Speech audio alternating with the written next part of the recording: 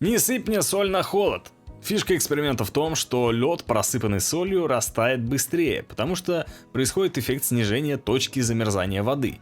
Это происходит потому, что соль взаимодействует с водой и разбавляет ее, понижая точку замерзания воды до минус 18 градусов Цельсия. А еще кубик льда, посыпанный солью, более активно выделяет энергию, а значит он холоднее обычного.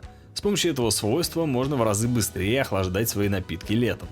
Куча интересных опытов у нас на канале. Подпишись.